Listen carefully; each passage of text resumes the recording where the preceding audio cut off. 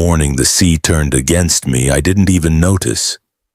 The wind was steady, the gulls were still arguing over scraps near the docks, and my son stood there smiling like he used to when he was 10. Before the world had taught him how to hide things behind a smile. Before we continue, make sure to hit the like button. Also, tell us in the comments, what time is it where you are right now, and which city are you watching from? I love seeing how far our stories travel. We'd come to the Azores for what he called a father-son pilgrimage.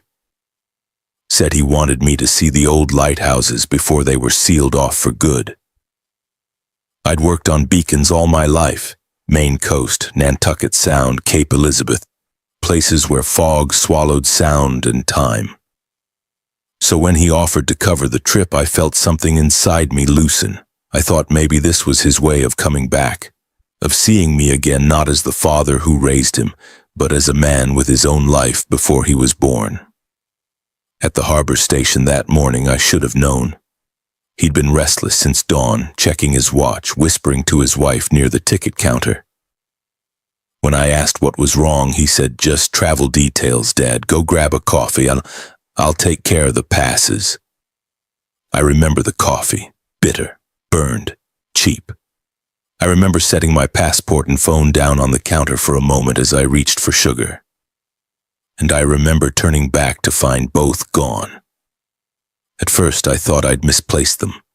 I asked the clerk, the cleaner, even a boy selling postcards by the door. Nothing.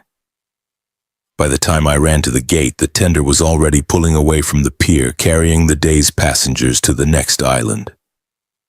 I saw them. My son and my daughter-in-law. Standing at the stern, his hand on the rail, her scarf fluttering like a small white flag. I shouted his name. The engines drowned me out. He didn't turn. That was the last time I saw his face that day. For a long while I stood on the breakwater listening to the tide slap the rocks. My knees hurt, my hands shook. But there's something about a man who spent 40 years with salt in his blood. Panic doesn't stay long. Routine takes over. I patted every pocket, counted what was left. 20 euros, a folded ferry map, one half-eaten biscuit. No phone, no ID. I laughed, softly, because it was almost elegant in its cruelty. There's a certain rhythm to betrayal. It doesn't come like thunder. It creeps in with quiet efficiency. I found the harbor master's shack, a low hut that smelled of diesel and wet rope. Inside sat a woman with hair like black wire, rolling cigarettes one-handed. She looked me over, saw the confusion, and pointed toward a bench. "You missed your boat?" she said in Portuguese-laced English. "Seems I did," I answered. She offered me her lighter to warm my hands. After I told her what happened, she shrugged, not out of coldness, but out of recognition. People abandon what they can't fix, her eyes seemed to say. There was one more ferry, she told me, but only if the weather held. She'd radio ahead, see if the next island had room in the hostel. As I waited, I walked the edge of the pier. The sea was restless, pale green under low clouds. Every few minutes, waves licked the stones and retreated, whispering as they went. I could almost hear my wife's voice from years ago. "Don't let the sea take more than it should, Jordan." She'd been gone 10 years now, but her voice still rose in moments like this, when I was close to vanishing myself. When the woman waved me back, she handed me a scrap of paper with an address in Horta. Said her cousin managed the docks there, could help with documents. I thanked her. The ferry that came an hour later was little more than a rusted barge, hauling sacks of feed and a handful of fishermen. I rowed with them across a gray channel, the wind biting through my jacket. They spoke little, just nodding when I coughed or smiled. At one point, one of them handed me a thermos of coffee. Thicker, sweeter, and far kinder than the one I'd lost hours before. By nightfall, I reached the next island. A narrow alley led to a room above a bakery where the smell of yeast and smoke fought for air. I lay on the thin mattress and stared at the ceiling fan tracing slow circles. I thought of my son again, his handwriting on the trip itinerary, his insistence that I relax, his voice saying, "I'll take care of everything."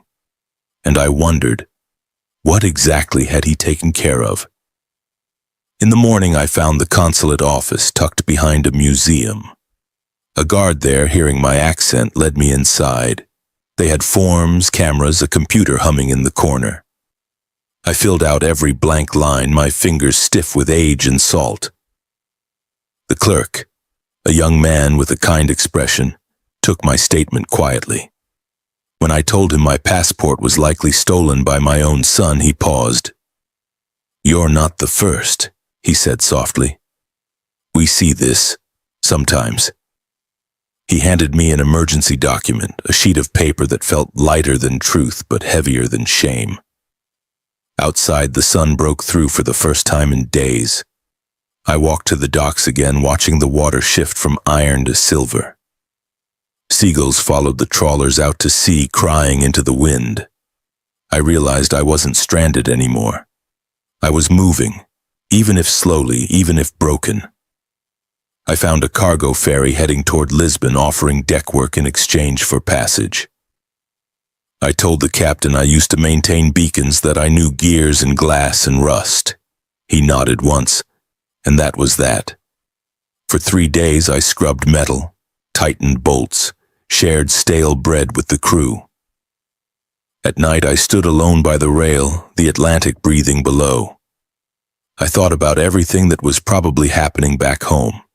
Phone calls, paperwork, keys turning in locks. Something told me my son wasn't just leaving me behind for peace and quiet.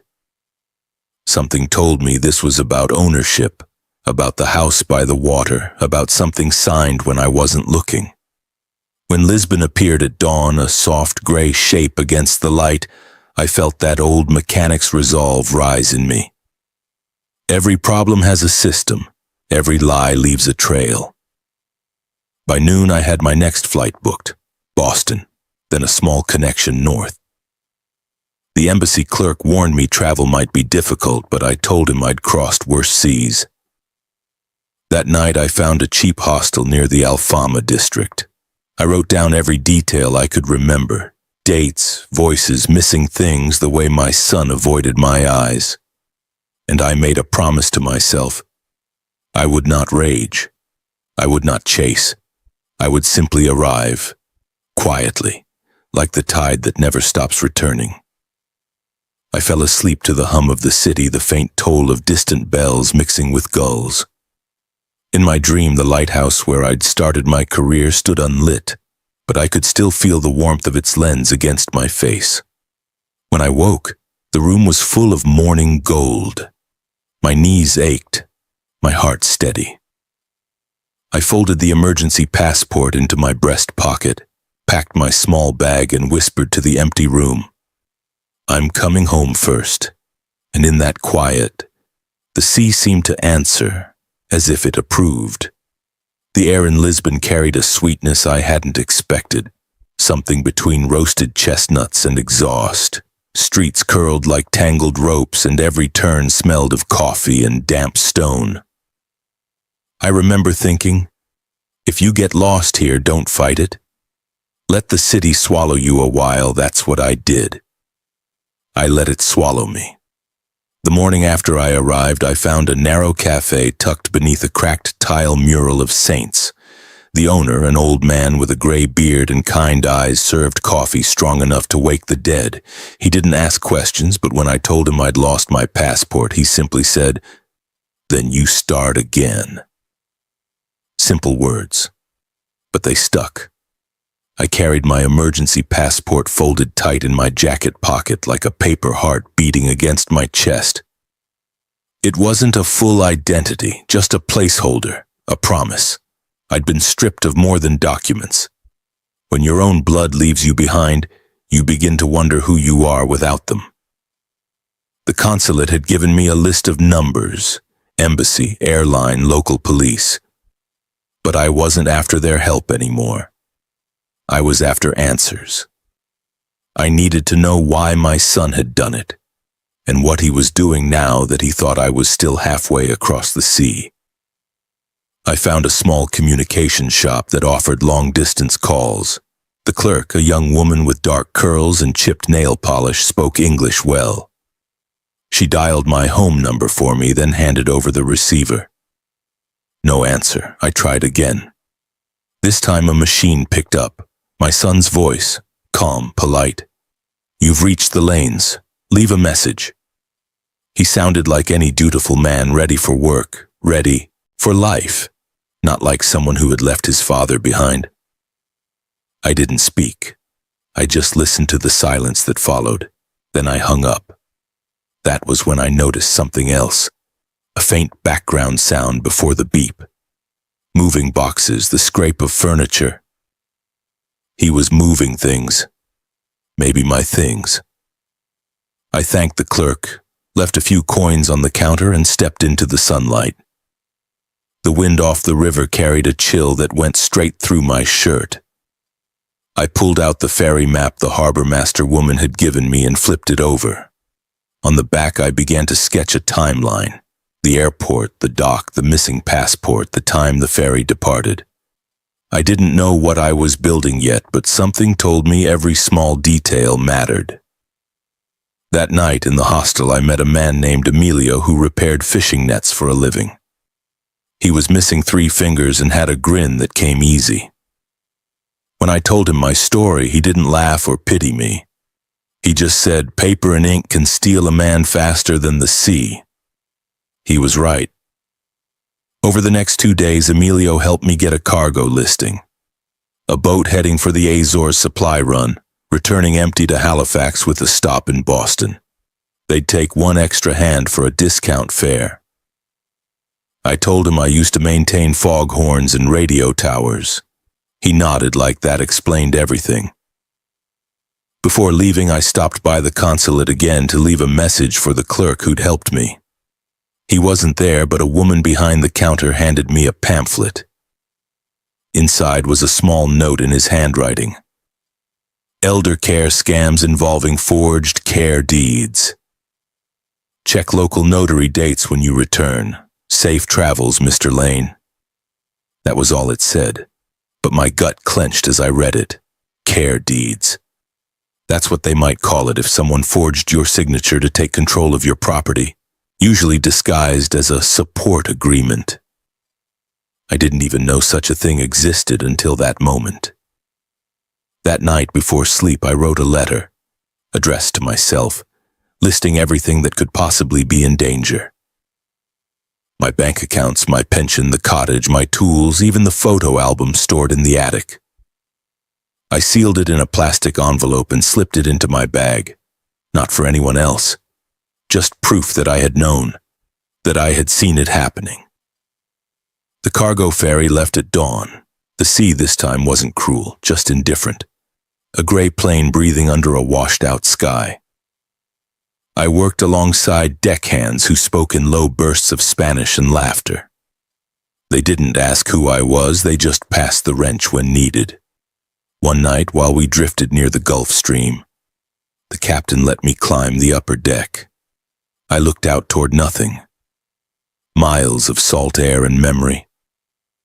Somewhere far west, my cottage stood by the rocks, probably stripped of the brass lamp I'd spent years polishing. I imagined my son walking through the room saying things like, he wanted us to have this place. And I could almost hear my own voice answering from the wind, no, I didn't. We reached Halifax after 5 days, then I caught a connection south, a worn commuter plane with more rattles than confidence. From there, a bus carried me along the New England coastline. The landscape started to look familiar. Pine, granite, the white spines of lobster traps stacked by the docks. Each mile closer, my chest tightened. I wasn't sure what I'd find waiting. When I finally reached my town, the air smelled of wet leaves and salt. The taxi driver dropped me a block away from my house. I asked him to wait, but he didn't. Maybe he saw something in my eyes that told him I needed to walk alone. The path to my cottage wound through pines that whispered against each other. As I stepped into the clearing, I stopped. There was a new padlock on the tool shed. The shutters had been repainted a dull gray, and through the window I could see empty spaces where furniture used to be. I unlocked the front door with the spare key I'd hidden years ago behind the porch lantern. The house smelled faintly of lemon polish and fresh paint. Too new, too clean. On the kitchen table sat a manila folder, edges still warm from handling. Inside, a printed agreement. Continuing care arrangement. Transfer of property with lifetime support. My name at the bottom. My signature.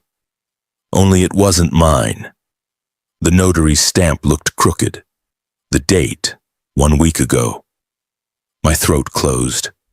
I ran a finger along the embossed seal the way you might touch a wound to see if it's still bleeding.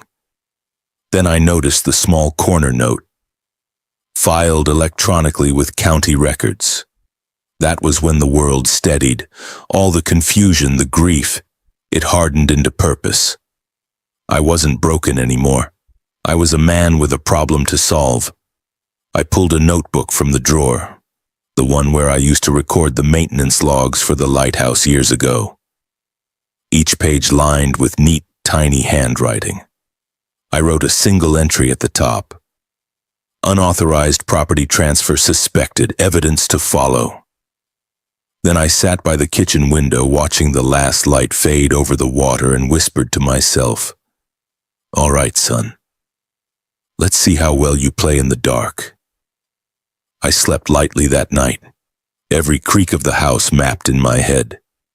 The next morning I made 3 calls, one to a locksmith, one to the local courthouse, and one to an old friend at the harbor office, a man who owed me a favor from long ago. When he answered, his voice cracked through static, rough and familiar. "Jordan," he said, "you're supposed to be overseas." "Not anymore," I replied, "and I think someone's been using my name while I was gone." He went quiet for a moment, then sighed. "Come by the marina tonight. Bring whatever papers you found." I looked again at the false signature, the faint ink smudge where my son's hand must have hesitated. "Don't worry," I said, softly into the receiver. "I'll bring plenty of paper." The tide outside was rising, slow and steady, brushing against the rocks like a warning. I wasn't leaving again, not until I knew every truth buried in that ink. I reached the marina just as the sun was bleeding out behind the breakwater. The sky, the color of old copper. My friend Sam Carver was standing by his office door, a cigarette burning down between 2 fingers that looked like they'd been carved out of rope. He hadn't changed much. Maybe a few more creases around the eyes, a little more patience in his movements. The kind that only comes from years of listening to the sea. "Jordan," he said when he saw me, shaking his head slowly. "I heard stories. Thought you were halfway to the Azores still." "I was," I answered. "Seems I was supposed to stay there." He didn't ask for details, just motioned for me to follow him inside. The marina office smelled of salt, oil, and coffee that had been reheated too many times. The walls were lined with tide charts and maps pinned over maps. Sam poured me a cup, then waited. I laid the forged papers on the desk, smoothing the creases. His eyes went sharp. "Care agreement," he muttered, running a thumb along the notary seal. "I've seen a few of these lately, usually folks in their 80s. Kids tell them it's about insurance, medical coverage, some kind of support, then the property vanishes." He reached for his computer, tapped a few keys, and frowned. "Filed last week, all right. County's got it under your name. Fast process, electronic upload, notarized scan attached." "Can you pull the notary license?" I asked. He looked at me, half smiling. "You always did think like a maintenance man. Check the power source before blaming the bulb." While he typed, I wandered the room. The walls trembled slightly with every boat that passed outside. I stared at a framed photo on the wall, Sam and me, 30 years younger, standing beside the lantern room of a freshly restored lighthouse. My hair still dark, his beard still black. We were both holding wrenches, laughing about something that had broken but didn't matter. Funny how life breaks in bigger ways later on. Sam turned the screen toward me. Notary commission expired 2 years ago. The ID number matches, but the stamp image is an old version. You could order that off eBay if you knew where to look. So it's fake, I said. He nodded. Pretty much. You can void it, but you'll need a lawyer, someone who understands elder abuse statutes and real property law. County clerk won't just listen to a story. I took a slow sip of coffee, bitter enough to wake me. Know anyone who'd take a case like this? He smiled faintly. You remember that young woman who used to come around here, law school intern, taking notes about fishing rights? She's a full attorney now. Works pro bono for the legal aid office in town. Smart. Doesn't scare easy. Send her my way, I said. He wrote a name and number on a piece of paper. Dawn Peterson. She'll want evidence. Anything proving intent. I folded the note into my wallet. I'll have something for her soon. He studied me quietly. Jordan, you sure you want to dig this deep? Sometimes these things get uglier before they get better. I looked out through the glass door, the dock lights flickering against the black water. I've lived through storms that tore the roof off the beacon. This is just another kind of wind. He nodded once. Then you'd better anchor hard. When I got back home that night, the air was thick and damp. The tide had come in and waves licked the rocks below the bluff. Inside the house, silence sat heavy. I locked every door, pulled the shades, and began a slow, methodical search. Every drawer, every cabinet. Gone, my ship's clock, my wife's silver hairbrush, a box of navigational charts, and the brass lamp from the window. Left behind, dust outlines where memories used to sit. In the upstairs study, I found something strange. An envelope with my son's handwriting on it resting on the desk. It wasn't addressed. Inside was a note. Dad, we're only doing this for your safety. You need care. Please don't fight it. No signature, no warmth. Just printed words from a printer that had smudged the ink in the corner like even the machine doubted the message. I sat there for a long time staring at that note.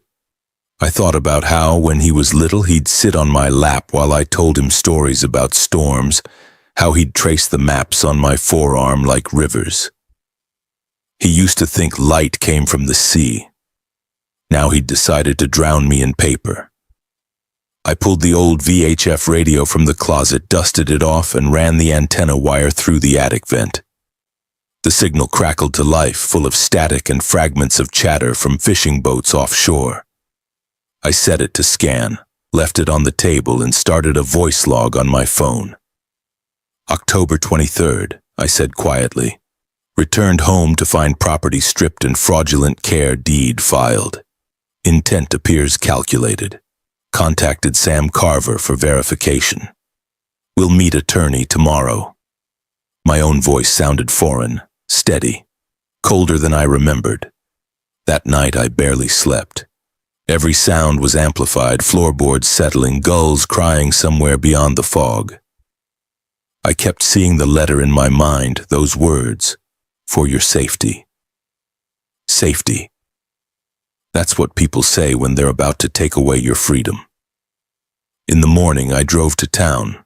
The legal aid office was a low brick building across from the library. Inside, it smelled faintly of paper and rain-soaked coats. The receptionist looked up. I have an appointment, I said. Name's Jordan Lane. Sam Carver sent me. She nodded. Dawn will be with you in a moment. When she appeared, she couldn't have been older than 35, but her eyes had that kind of weariness people get from seeing too much too soon.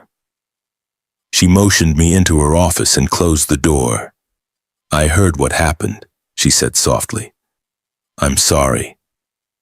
I handed her the forged papers, the consulate note, and my logbook.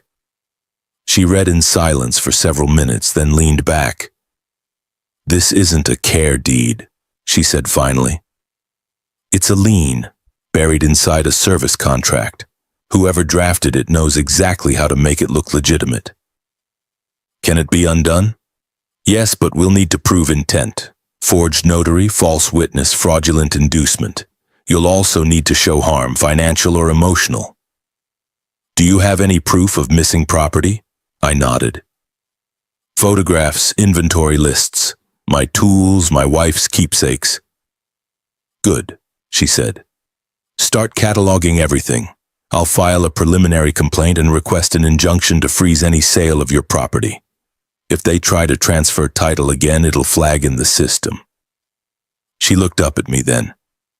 Jordan, I know this is personal, but you have to treat it like an engineering job.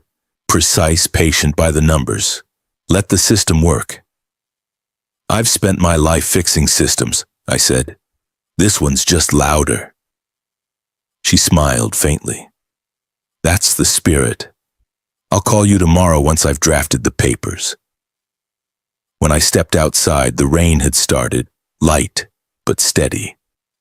I walked home through the drizzle, feeling every drop like punctuation against the day. At the house, I checked the radio, static. Then faintly a voice, male, nervous. He's back already. I told you we needed more time. Then a pause, another voice, quieter. Just stick to the plan. He can't prove anything. My stomach turned cold. I leaned closer to the speaker, but the signal broke apart into fragments. I turned the dial, searching for clarity, but the voices were gone. The tide outside was still high, pressing against the rocks. I switched off the light, sat in the dark kitchen, and whispered to the empty air. You're wrong. I can prove everything. Morning broke with a hush, the kind of quiet that comes before a storm when the air feels too heavy to breathe. I could smell salt in the wind and something else. Paint, maybe. The scent of things recently covered up. By 9, I had every light off and every window cracked just enough to hear the road. The locksmith came first, an old fellow named Randy with hands that shook when he wasn't working. I didn't tell him much, just that I needed every lock changed. He whistled low when I handed over the keys. Big place for one man, he said. It used to be for a family, I answered. He looked up at me once, maybe guessing the rest, then went about his work in silence. By noon, the old brass locks were gone, replaced with steel. Strong, clean, unambiguous. When he left, I stood at the front window, sipping black coffee gone cold. Across the drive, a car, idled too long, tinted windows, engine humming. My gut told me who it was before I saw the door open. My son stepped out first, then my daughter-in-law clutching her purse tight like a prop in a play she'd rehearsed too many times. They didn't look guilty. They looked prepared. He walked up the path like he owned it. Confident, easy stride, the kind he'd learned from me years ago when I taught him how to carry himself straight in a headwind. I waited until his hand touched the knob before I opened the door. Afternoon, I said quietly. His key jammed in the lock. Confusion flickered for half a second, then irritation. You changed the locks? I did. Why? You tell me. He tried to keep his voice calm. Dad, you weren't supposed to come back yet. We arranged for my safety, I cut in. Yes, I read your note. Generous of you, really, to take my home off my hands. He sighed, glancing back at her. She avoided my eyes, studying the porch boards as if the grain might offer escape. Dad, you're making this harder than it needs to be. You've been confused lately, forgetting things. You left your passport behind, remember? I didn't forget it. You took it. His jaw tightened. That's not true. I stepped aside just enough for the light to fall across the table behind me. The folder with the forged deed inside, Dawn's stamped injunction letter resting on top. "You see that?" I said, my voice even. "That's a court freeze order. Property's under protection now. You can't transfer it, can't sell it, can't even use it for collateral."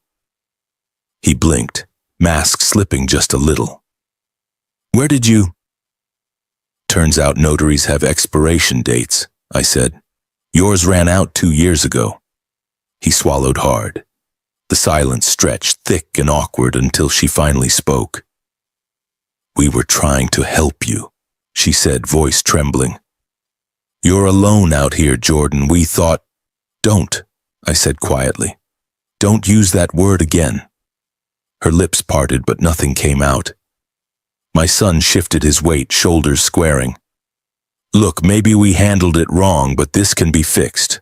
We'll go inside, talk about it. You'll see we meant well." I shook my head slowly.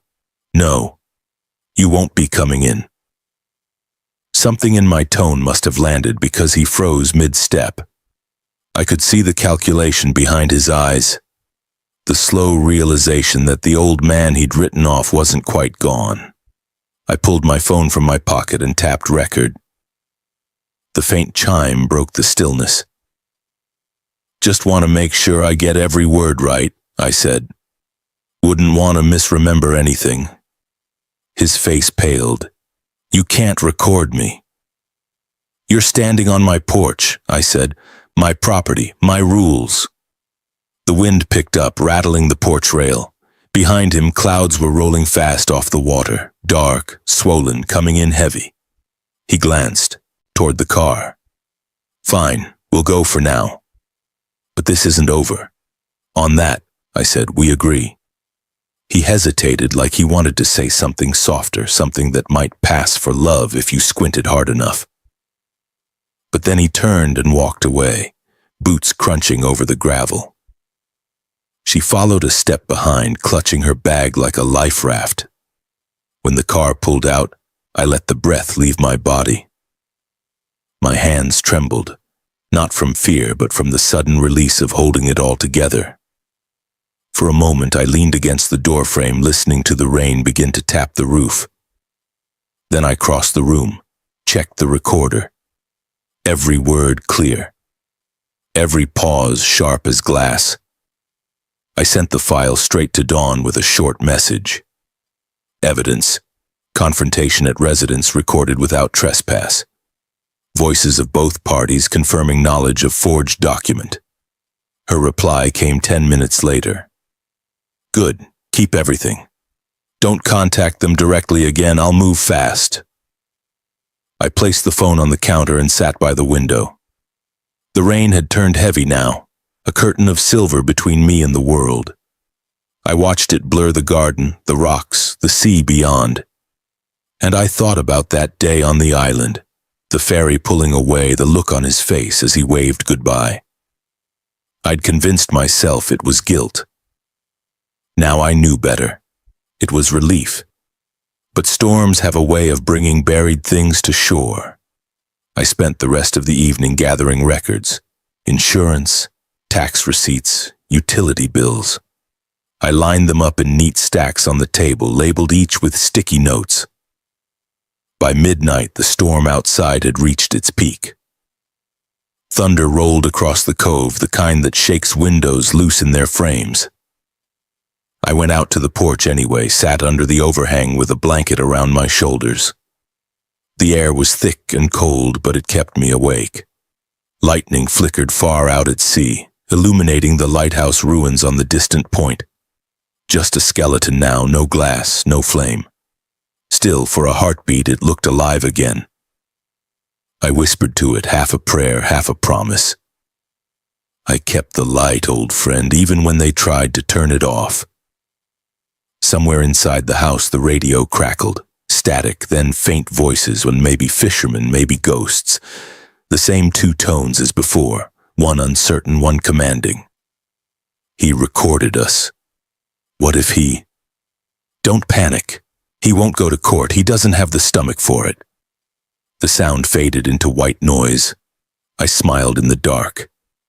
They still don't know me at all. When dawn came, the house was washed clean by the night's storm. Salt glistened on the window panes and the air smelled of seaweed and rain-soaked pine. The tide was low. You could see the black teeth of rocks jutting out beyond the shore, slick and shining. It looked like the ocean itself had pulled back to watch what would happen next. I didn't sleep much. Couldn't. My body was still, but my mind... It hummed like the old generators I used to maintain at the lighthouse, always working, even when you couldn't hear the gears turning. By 7, I had the kitchen table covered in paper. Bills, receipts, insurance forms, and photographs. Proof of a life lived here. Every nail, every tool, every lamp, every memory that had a place and purpose. At 8 sharp, my phone buzzed. Dawn. Her voice came clear and focused. "Morning, Jordan, got your recording. It's good. Really good. You did everything right. But I need to move fast. They'll know by now you're not bluffing." I told her about the voices on the radio, the hesitation in his tone, the command in hers. "Keep that radio on," she said. "If it's transmitting their private conversations, it's a godsend. Just make sure you're not the one instigating it. Let them talk." "I've been listening to the sea my whole life," I said. "I know how to wait." She almost laughed, the kind of quiet exhale people make when they realize they're talking to someone who's already decided. "Good. I'm filing a civil action today. Fraudulent conveyance, exploitation, notary misuse. It'll freeze any related accounts and subpoena the digital records of whoever filed that care deed. They're going to panic, Jordan. They'll reach out again." "They already have," I said, "through silence." "Keep it that way," she replied. "Silence is evidence when it's loud enough." After the call, I brewed coffee strong enough to scrape the rust off the inside of my chest. As it percolated, I stepped out onto the porch. The storm had left everything heavy and bright. The grass bending under its own water, the sea calm again, pretending innocence. Across the road, a car I didn't recognize idled for a moment before pulling away. No plates visible. I didn't need to see who it was. That afternoon, I drove into town. The legal aid office was already buzzing when I arrived. Phones ringing, papers stacked high, voices muffled by urgency. Dawn stood by the copier, sleeves rolled, hair tied back. She waved me over. "I got the filing in this morning," she said. "Judge granted a temporary injunction. Your son can't sell, mortgage, or modify any property in your name without direct court approval." "Good," I said. "That's a start." She handed me a folder. "Here's something else." I pulled the email trail from the electronic filing logs. The IP address used for the upload belongs to a real estate broker's office 2 towns over. Guess who one of their clients is? "My daughter-in-law," I said quietly. "Bingo." Dawn flipped the page. "They even attached an unsigned purchase inquiry for your house dated the same day you were left overseas. Looks like they had a buyer lined up before you ever boarded that ferry." My stomach tightened, but not from surprise. It was confirmation. The missing piece that made the shape of everything clear. She continued, her tone shifting to professional steel. "We'll use that to demonstrate premeditation, conspiracy to defraud. But I want something extra, something emotional, human. Jurors respond to it. Do you still have those old lighthouse maintenance logs?" "In the attic," I said. "Why?" "Because they prove you're meticulous, consistent. Not the kind of man who forgets things or signs documents without reading them. We'll use that to counter any claim of confusion or diminished capacity." I nodded slowly. "You're a sharp one, Dawn." She smiled faintly. "I learned to read tides. Only mine are made of paper." When I got back home that evening, the house was quiet again. Too quiet. The mailbox flag was up. A letter had been delivered by hand, no postage. Inside was a single page. "You don't have to do this, Dad. Think about how it looks. We can make it right. We'll talk tomorrow. No signature, just like before." I folded the paper once and slipped it into the evidence folder. Then I went to the radio, static, a hiss, then faint words. "He's not backing down." She said the judge froze it. "What do we do now?" "Keep him talking, make him look unstable. If we get him to react, we can claim diminished capacity." The channel clicked.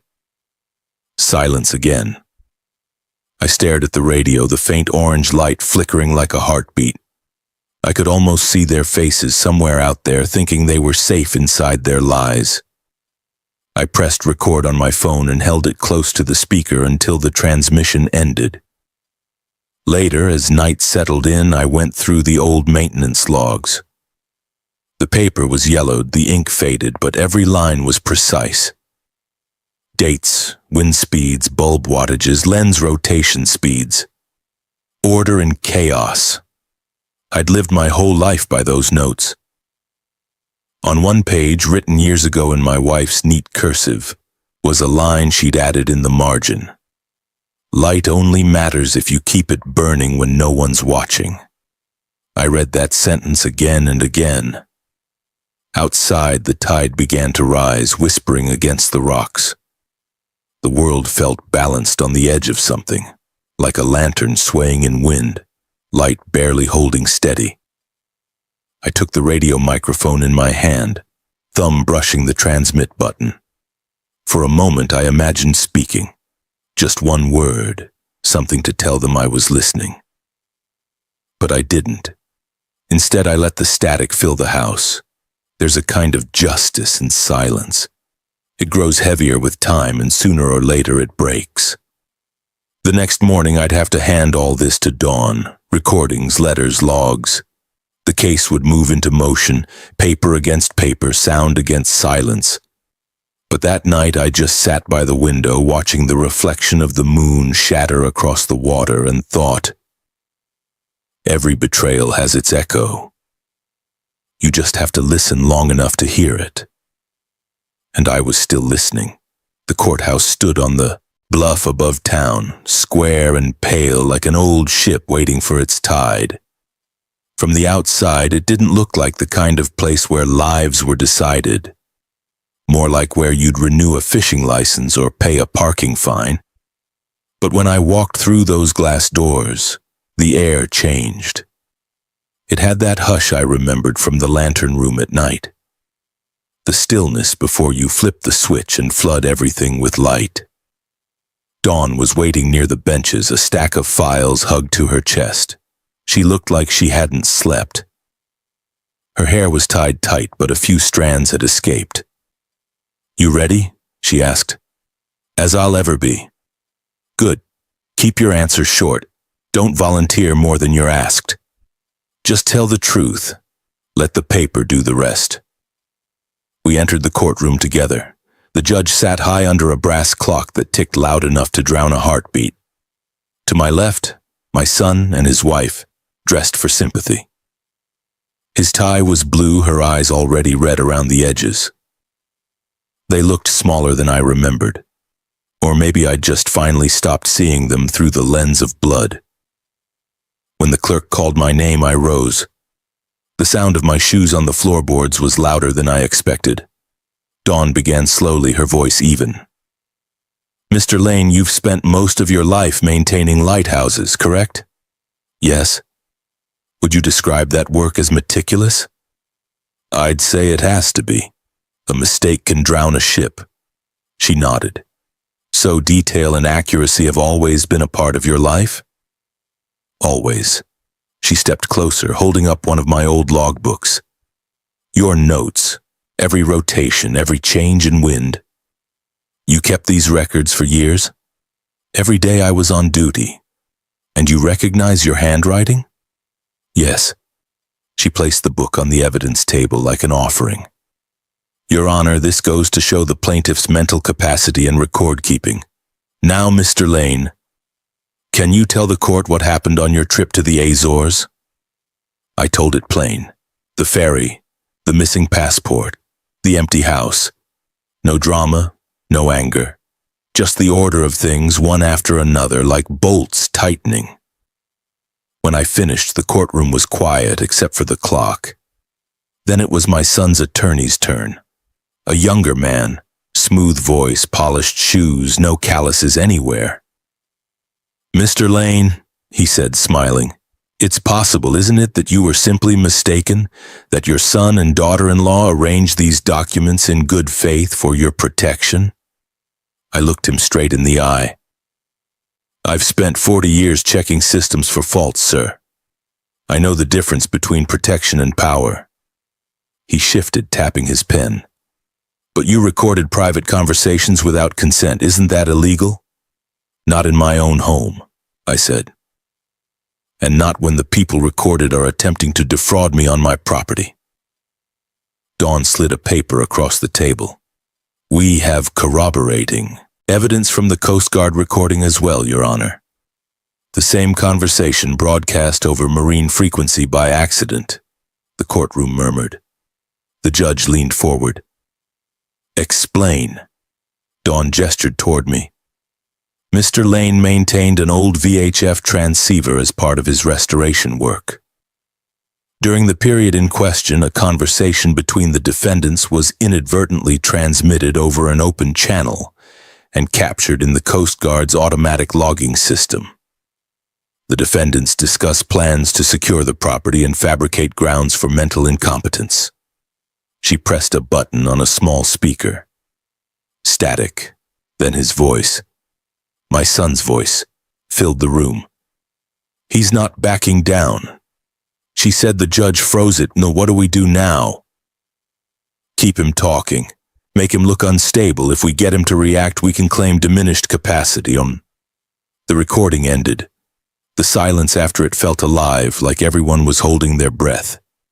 The judge's gavel came down softly, a tap rather than a strike. "We'll recess for 10 minutes. When the room emptied, I stayed seated. My son wouldn't look at me. His wife whispered something that made his shoulders tense. I saw the fear in his eyes then, the realization that the story he'd built was crumbling.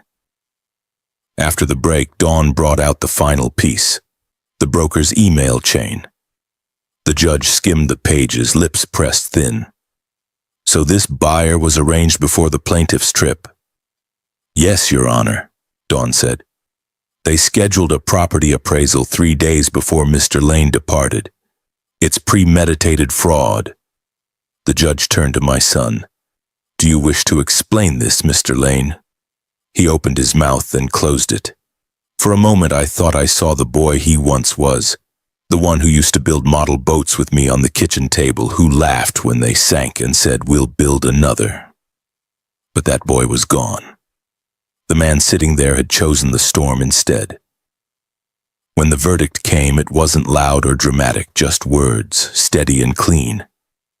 The court finds sufficient evidence of fraudulent conveyance, forgery, and financial exploitation. The deed is nullified. The defendants are referred for criminal review and restitution. The gavel struck once. It was over. My son slumped back, eyes wide and empty. His wife started to cry quietly, the sound barely human. Dawn squeezed my shoulder. Not celebration, just grounding.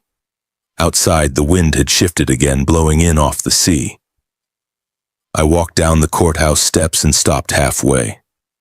The harbor stretched out below, calm and shining. Boats rocked gently in their slips. I breathed deep. For the first time in months, the air didn't taste like fear. Dawn joined me a moment later. "It's a start," she said softly. "The criminal side will take time, but your house is safe. You're safe." I nodded. "Safety's overrated. I'd rather have peace." She smiled. "You've earned it." We parted at the curb. She went back inside, her papers under her arm. I started walking toward the docks. Every step felt strange, like learning balance after years of leaning into the wind. When I reached the end of the pier, I sat down, letting the boards creak beneath me. The horizon was a pale line of gold. Somewhere far out there, the remains of that old lighthouse still stood. The one where I'd spent the better part of my life. Funny thing about lighthouses, they don't fight the dark. They just stand there doing their job until the storm passes. I closed my eyes, listening to the water slap against the pylons. I'd kept my light. That was enough. When I woke the next morning, the house no longer felt like a battleground. The air had softened. The walls breathed again. I could hear the sea beyond the window, steady, slow, unhurried, as if the ocean itself had decided to rest. For weeks I'd lived braced for attack, every muscle listening for the next knock at the door. But that morning, there was only silence. Not the hollow kind that comes after loss, but the full kind that follows truth. I brewed coffee the old way, percolator on the stove, no machine humming. The smell rose rich and dark, curling through the kitchen. Sunlight crept across the floorboards, touching the edge of the manila folders still stacked on the table. They were empty now. Every document returned, every signature restored to its rightful place. Dawn had called the night before, her voice light for the first time. "Judge signed the final order," she'd said. "The house is yours again, Jordan, completely." I'd thanked her, but words had felt small. Gratitude doesn't come easy to men who've spent their lives building things with their hands. You can fix a leak, weld a joint, straighten a beam. But how do you fix being betrayed by your own blood? That takes time. I stepped outside and sat on the porch, the wood still damp from morning dew. The horizon was clean, a thin white line between sky and sea. Gulls wheeled lazy circles above the cove, and the tide pushed in gentle as breath. I watched it move, thought of all the tides I'd measured and recorded over the years, every rise, every fall, written down in those old logbooks. The sea had rhythm and I'd trusted it, but people, even those closest, have their own currents. Some pull you home, some pull you under. Later that day, I started cleaning the cottage, not just sweeping and dusting, on cleansing. I took down the empty frames from the hallway, the ones that once held family photographs. The walls looked naked without them, but lighter somehow. I left one picture up. My wife standing beside the lighthouse the year before she passed, wind in her hair, sunlight in her eyes. She was looking at me then the way only someone who knows your every failure and still believes can look. "You'd have laughed at all this," I said quietly. "Said it was proof that people can drown in dry rooms." Her smile in that photo didn't change, but for a moment it felt like she heard me. I went out to the shed next, the place that had been locked when I first came home. The new keys turned smooth in the steel. Inside, my tools were lined up again. Wrench, soldering torch, compass, oil can, all right where they belonged. Dawn's office had arranged for the police to recover everything taken from storage during the investigation. I ran my hand along the old brass lamp. Its surface was tarnished, but when I wiped it with a cloth, it shone. That lamp had once guided small boats into the cove when the fog rolled thick off the Atlantic. Tonight I decided I'd light it again, not for ships, just for me. By dusk the cottage was warm and glowing. I cooked a simple dinner, fish, bread, and a bit of whiskey to chase the cold out of my bones. The radio on the counter played soft jazz through static, the same old VHF unit now silent from the channel where betrayal had once spoken. I'd thought about throwing it out, cleansing the ghosts for good, but I couldn't. It wasn't the radio's fault. It had done what it was built to do, transmit truth, even when no one wanted to hear it. After dinner, I walked down to the shoreline. The stones were slick, but the air was calm. The sun was setting low, painting the water in long stripes of gold and blood orange. I carried the brass lamp with me, the flame flickering behind its small glass window. When I reached the old dock, I set it down on the weathered post and stepped back. For the first time in a long while, I didn't feel like I was defending something, I was just keeping watch. The sea moved in and out, whispering against the wood. I thought about my son then. Not the man who'd tried to steal my home, but the boy who used to bring me coffee when I worked late at the beacon, who'd trace constellations with his finger and ask if stars ever burned out. Maybe they do, I thought. Maybe some burn themselves hollow long before the light disappears. But a few manage to shine all the way through the dark, no matter who walks away. I don't know if he'll ever come back. I don't know if I'd open the door if he did, but I know this. Forgiveness doesn't mean forgetting. It means refusing to let the wound become the story. The lamp flame bent slightly in the breeze, then steadied. When I returned to the house, I sat by the window with my logbook open. The last page was dated more than a decade ago, the final entry written the night before I retired. I turned it to a fresh sheet, dipped my pen, and began to write. April 9th. Weather clear, sea calm, lamp relit. Then after a pause, I added, storms pass, light remains. I closed the book and set it on the sill, the ink still drying. Outside, the tide crept higher, slow and patient. I could hear the buoy bell ringing faintly out beyond the harbor. The same note I'd heard every night for 40 years. I sat there listening, eyes half closed, the rhythm steady and old as time. I didn't need a lighthouse anymore. I'd become my own. If this story moved you, take a moment before you go. Hit that like button. It helps these stories reach more hearts who need them. And tell me in the comments, what would you have done in Jordan's place? Would you have fought back or walked away? I read every one, and your words mean more than you know.